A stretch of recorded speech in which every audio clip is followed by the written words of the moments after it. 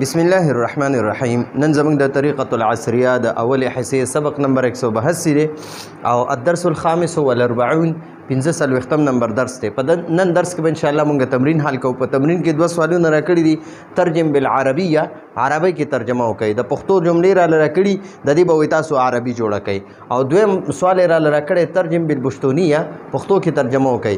د عربی جملې راکړي د دې نه به موږ پښتو جوړو. نو اوس چې کوم موږ له د پښتو جملې راکړي د دې نه موږ عربي جوړو. سعیده وایي، سعیده وایي زه وړه ماشومه یم. نو تقول سعیدتو، تقول دا د واحد مؤنث غایب صيغه ده د فعل مضارع او د مؤنث لپاره راځي او دا سعیده فاعل ده. نو تقول سعیدتو، سعیده وایي انا طفله صغیره، انا طفله صغیره زه وړه ماشومه یم. انا طفله صغیره زه وړه ماشومه یم. اوس بیا وایي زه د سکول طالب علم یم، زه د سکول طالبه یم. انا طالبه فی المدرسه، په عربی کې مدرسه چې د سکول ته وایي، مدرسې دینی مدرسې ته وایي. نو انا طالبه فی المدرسه، زه د مدرسې طالب علم یم. بیا وایي زه خپل سبق یادوم. دلته ما زه پرېښی دی، دا به ورسره تاسو ولیکئ. زه خپل سبق وایم او هغه یادوم. اقرأ دا د فعل مضارع واحد متکلم صيغه ده، مؤنث مذکر دواړه ځان لپاره استعمالوي. دلته دا ماشومه چې کومه ده سعیده دا ځان لپاره استعمالوي. دا سعیده وایي اقرأ زه وایم درسي، خپل درس، زه خپل سبق وایم. واحفظ او زه یادوم ها هغه، یعنی دا خپل درس یادوم. نو احفظ دا د فعل مضارع واحد متکلم صيغه ده، مذکر مؤنث دواړو لپاره استعمالیږي. واحفظها او هغه یادوم، واحفظها او هغه سبق یادوم. بیا وایي بیا زه هغه کاپۍ کې لیکم، زه یعنی بیا زه هغه سبق چې دی کاپۍ کې لیکم. نو ثم اکتبو بیا زه لیکم هو هغه، ثم اکتبه بیا زه هغه لیکم فی الکراسة کاپۍ کې. ثم اکتبه فی الکراسة بیا زه هغه کاپۍ کې لیکم. نو اکتبو چې دی دا د فعل مضارع واحد متکلم صيغه ده. بیا وایي زما استاذه ما سره محبت کوي، زما استاذه ما سره محبت کوي. نو اوس وایي د دې عربي جوړه کوي. استاذتي زما استاذه، استاذتي زما استاذه. تحبني ما سره محبت کوي، تحبني ما سره محبت کوي. نو دا تحب چې دی که نه، تحب دا د فعل مضارع واحد متکلم واحد مؤنث غایب صيغه ده. په دې کې هي ضمیر دغه استاذ ته راجع دی او دا نی چې دی دا ولا مفعول دی. نو تحب هغه محبت کوي نی ما سره. نو استاذتي زما استاذه، تحبني ما سره محبت کوي او زه هغې سره محبت کوم. وانا احبها، وانا او زه احب محبت کوم. دا احب د متکلم صيغه ده، واحد متکلم ده، د مذکر مؤنث دواړو لپاره ده. وانا احبها او زه هغې سره محبت کوم. اوس وایي زه په ادب کینم، د دې عربي جوړه کوي. انا اجلسو زه کینم، انا اجلسو زه کینم بادب په ادب. زما یوه وړه خور ده، د دې عربي جوړه کوي. زما یوه وړه خور ده. نو زما لپاره راځي لی اخت صغیره، اخت صغیره وړه خور. دا اخت موصوف ده او دا صغیره ولا صفت ده. نو مونږ همیشه لپاره د صفت ترجمه مخکې کوو او د موصوف ترجمه وروسته کوو. نو لی معنی ده زما، اخت صغیره وړه خور ده، اخت صغیره وړه خور ده. زه هغې سره لوبې کوم، زه هغې سره لوبې کوم. انا العب معها، انا العب زه لوبې کوم معها هغې سره. زه هغه نه وخم، زه هغه نه وخم. انا لا اضرب، انا زه لا اضرب نه وخم ها هغه. نو انا لا اضربها زه هغه نه وخم. نو دا زموږ سره د پښتو جملې وي، موږ ته عربي جوړه کړه. اوس راله د عربي جملې راکړي وي، د دې نه تاسو پښتو جوړه کوئ. نو تقول الوالدة دا تقول فعل مضارع واحد مؤنث غایب صيغه ده او دا والده د دې فاعل دی.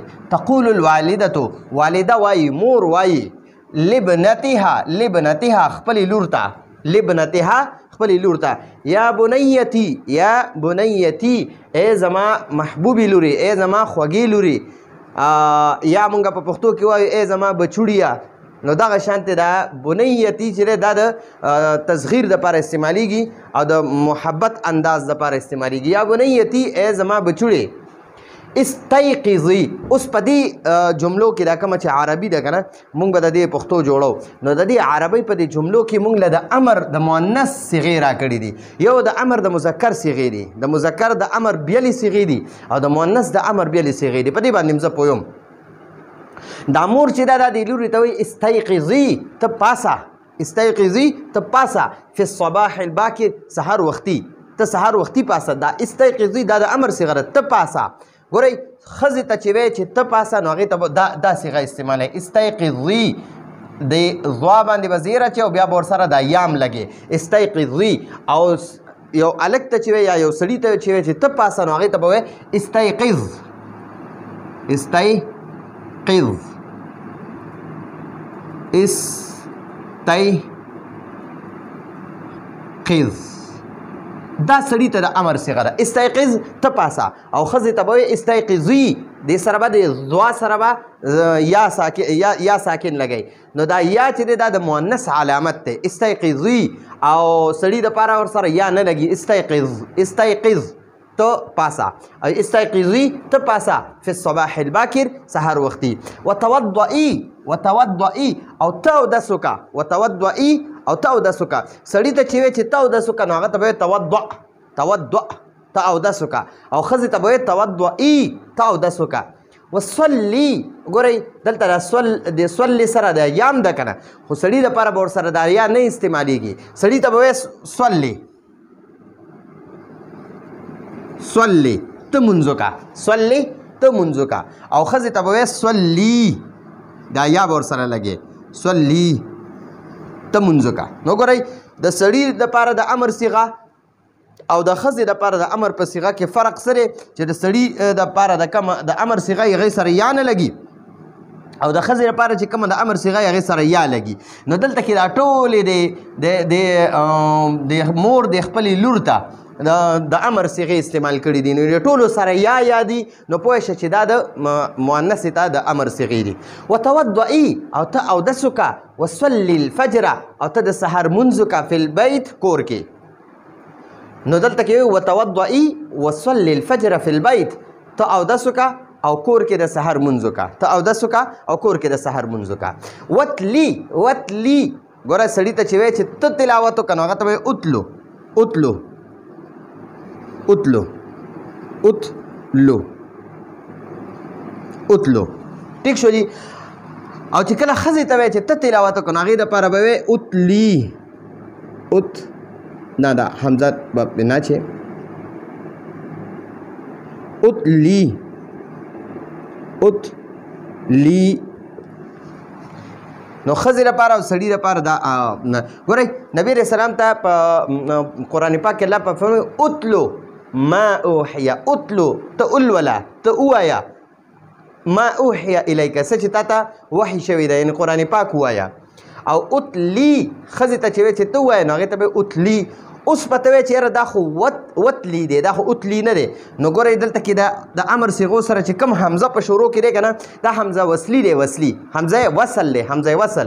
د ده نه مخکې به چې موږ واو ولګو که نه نو د حمزه وصل دا حرکت ختم شي او دا واو به ډایرکټ د تا سره وتړلی شي نو وتلي شو. ټیک شو. دغه شانتې دا وتلو شو او دا به وتلي شي، وتلي. نو دا وتلي، وتلي القرآن الکریم، وتلي دا ښځه د خپلې لور ته وایي وتلي ته تلاوت وکړه القرآن الکریم د قرآن کریم. بیا ورته وایي ثم بیا، ثم بیا دا د لور ته اوس بیا حکم کوي ثم اذهبي بیا ته لاړه شه الی والدک خپل پلار له، خپل پلار له لاړه شه. ثم اذهبي دا مور د لور ته وایي ته لاړه شه الی والدک خپل پلار له، خپل پلار له ورشه. وسلمي او ته سلام وکړه علیه هغه ته یعنې دغه پلار ته. بیا ورته دا مور وایي اشربي الحلیب، اشربي ته اسکه الحلیب پی، حلیب عرب پی ته وایي. بیا ورته وایي وخذي او ته راواخله الکتب کتابونه، وخذي الکتب او ته کتابونه راواخله. واذهبي او ته لاړه شه الی المدرسې مدرسې ته. نو ګورئ دلته کې د څو صیغو کې په شروع کې واو دی او بیا ورپسې الف دی نو دا اصل کې دی اذهبي، خو د دې اذهبي دا الف چې دی دا حمزه وصل دی دنه چې مخکې واو یا هر یو څه ولګي زبر زیر پیش والا حرکت ولګي نو د دې حمزه د دې الف حرکت ختم شي دا د الف شکل کې پاتې شي حمزه والی ختم شي نو دا مونږ داسې به وایو وذهبي دا اصل کې دی اذهبي خو دې نه مخکې د حمزه نه مخکې واو ولګېدو د حمزه حرکت ختم شو الف شکل کې پاتې شو خو د الف نه ختمېږي او دا حرکت ختم شي نو دا به بیا مونږ واذهبي نه وایو بیا مونږ وایو وذهبي الى المدرسه مدرسې ته لاړه شه ادخلي ته داخله شه ته ننوځه فصلکې خپل کلاس ته ادخلي فصلکې ته خپل کلاس ته ننوځه ته خپل کلاس ته داخله شه وسلمي او ته سلام وکړه علی معلمتک خپل استاذې ته وزمیلاتک او خپلو ملګرو ته دغه لور ته وایي چې ستا کومې ملګري جینکۍ دي هغې ته او خپلې استاذې ته سلام وکړه چې کلاس ته ننوځي وجلسي او ته کښېنه بادب په ادب ته په ادب کښېنه وقرئي او ته ووایه دروسکې خپل سبق ووایه نو ګوره دې کې چې دا کمې صیغې دي دا کم تما دا کرښې والي دي یعنې د دې استیقظ نه د دې نه واخله دا بیا تودعي صلي وتلي بیا ورپسې اذهبي سلمي اشربي خذي اذهبي ادخلي سلمي اجلسي او اقرئي دا ټولې د امر صیغې دي د مؤنث لپاره او کوم دا صیغې ته د سړي لپاره استعمالې نو بیا به ورسره دا دا یا به ورسره نه لګې ټیک شوه سړي لپاره به استيقظ تودع صلي وتلو او دغه شان اذهب سړي لپاره سلم سړي لپاره امر ده اشرب خذ اذهب ادخل سلم اجلس اقرأ دا د سړي لپاره راځي نبی علیہ السلام ته الله پاک فرمایي اقرأ بسم ربک الذي اقرأ ته ووایه او چې ښځې ته وایي چې ته ووایه نو هغې ته به اقرئي نو قرآن پاک کې اقرأ دی اقرئي نه دی ټیک شو جي نو دا هم د اقرئي چې دی دا د واحد مؤنث د امر صیغه ده نو دلته پکې مونږ د امر څه ته وایي چې د یو کار حکم پکې وشي نو د مور د خپلې لور ته د دې څیزونو حکم کړی دی چې یاره ته دا کارونه وکړه نو دا زمونږ د 45 نمبر درس تمرین هم ختم شو سبقونه هم ختم شو نو راتلونکي درس پورې اجازت غواړو هذا هو المرام والله اعلم بحقیقة الكلام